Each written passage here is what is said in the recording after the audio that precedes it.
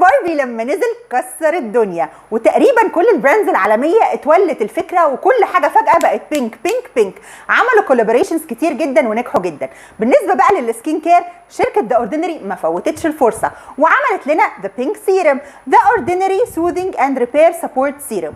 والسيرم دوت اذاعوا ان هو بيعمل اصلاح لحاجز البشره في ساعتين 2 بس. فهل الكلام ده منطقي؟ خليني اقول لكم في الحلقه دي احنا هنتكلم على حاجز البشره، هنتكلم ازاي نعرف اذا كان هو متضرر ولا لا، هنعرف اذا كان السيرم ده مفيد لينا ولا لا، هكلمكم عن التركيبه، الاستخدامات وموانع الاستخدام وكل حاجه زي ما انتم متعودين مني. فاللي ما يعرفنيش انا دكتور ناديه، اعملوا لي سبسكرايب ويلا بينا نبدا. الحياة على الأرض ما كانتش هتكون ممكنة أبدا من غير وجود حامي يحمينا من الجفاف. عشان كده حاجز البشرة ليه دور فعال قوي في الحفاظ على صحتنا. الجلد بيتكون من طبقات كتير، منها الطبقة الخارجية اللي اسمها الإبيديرمس، ودي عبارة عن خط الدفاع الأول للجسم ضد العوامل الخارجية اللي ممكن تأذيه.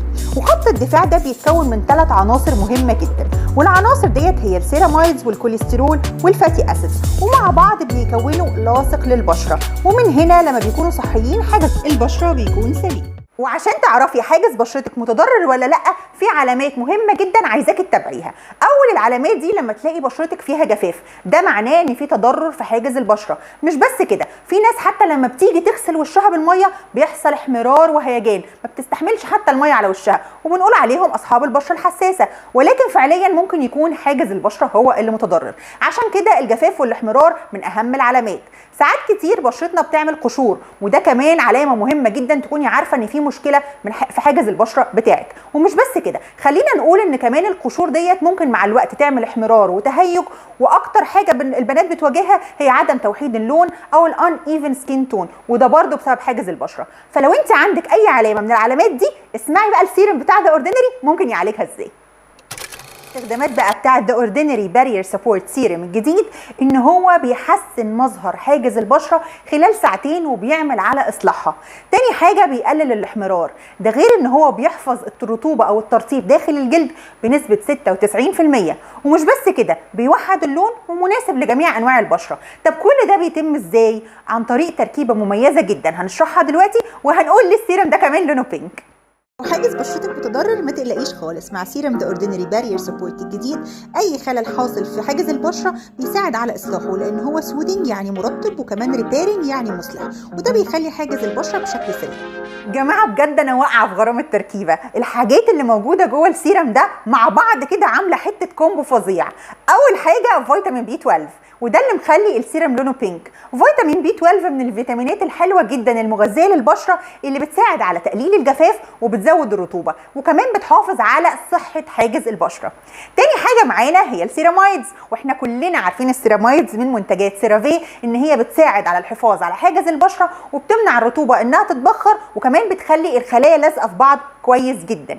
تالت حاجة موجودة في التركيبة وهي حاجة رائعة، مشتقات الجاليك أسيد، ودي مشتقات موجودة عشان تحمي الجلد من التهيج والاحمرار والشدة اللي بنحسها لما بنيجي نحط حتى المية على وشنا، فبتمنع الحرقان. رابع حاجة مميزة جدا في التركيبة دي هي النياسيناميد. يا سلام لما تلاقي حاجة نياسيناميد 2% موجودة جوه السيرم، وده طبعا ليه فوائد كتير جدا من توحيد لون وعدم جفاف والحفاظ على حاجز البشرة، فبالتالي بيكون مدعم التركيبة ان هي تعمل فعلا كومبو عشان تحافظ على البشرة. واخيرا وليس اخيرا ومسك الختام، السنتيلا اسياتيكا، وطبعا دي حاجه او ماده معروفه كلنا عارفين انها جوه السيكابلاست بتاع لاراش، السيكابيو بتاع بايوديرما، سيكالفيت بتاع افان، ومن اكتر الحاجات اللي فعلا بتحافظ على حاجز البشره وبتضيع الاحمرار والتهيج وبتخلي شكل بشرتنا صحي وجميل. وبعد لما شرحنا المواد الفعاله، خليني اقول لكم ازاي نستخدم السيرم وهو مناسب لمين. خلينا دلوقتي نقول طريقه الاستخدام بتاع ذا اوردينري سيرم. السيرم بنستخدمه على الوجه وعلى الرقبه صباحا ومساء عادي، ولكن مهم ان بشرتك ما تكونش متقرحه، ما فيهاش حبوب مفتوحه، ما فيهاش اي جروح قبل لما نستخدم السيرم. والاهم كمان ان احنا نعمل الباتش تيست انا دايما بتكلم على الباتش تيست، وهو عباره عن انت ازاي بتشوفي جلدك ليه قابليه لادخال منتج جديد في السكين كير روتين بتاعك. بنجرب حبه صغيرين جدا ورا ودننا ونشوف حصل تهيج، احمرار، طبعا بعد لما بنسيبها شويه. ولو الدنيا تمام يلا بينا نتوكل على الله ونحطه على بشرتنا، لو مش تمام اكيد ما ينفعش. خليني اقول لكم ان السيرم فعلا امن، ولكن قابليه البشره انها تحطه او اي بشره انها تحطه مختلفه عن الثانيه، فبالتالي ما بنجازفش ولازم نعمل الباتش تيست. ويلا دلوقتي بينا نقول الحاجات اللي ينفع نستخدمها مع السيرم ده والحاجات اللي ممنوعه منعا باتا نحطها مع سيرم ذا اوردينري الجديد. وتعالوا نشوف سوا ايه اللي ينفع نستخدمه مع سيرم ذا اوردينري بارير سبورت. ينفع نستخدم سيرم الهيالورونيك اسيد، ينفع نستخدم المالتي بيبتايد اي، ينفع الساليسيليك اسيد، مانديليك اسيد، هيالورونيك اسيد، نياسيناميد، امينو اسيدز، والماتريكسيل، كل ده ينفع، ولكن ممنوع منعا باتا نستخدم فيتامين سي.